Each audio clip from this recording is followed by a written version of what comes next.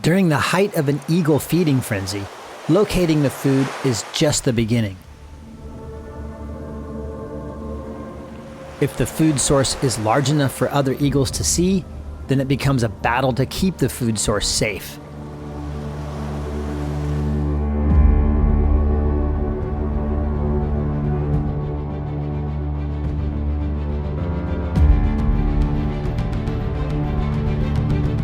Taking to the air is the only way to escape, but getting airborne is also a great way to advertise a free meal.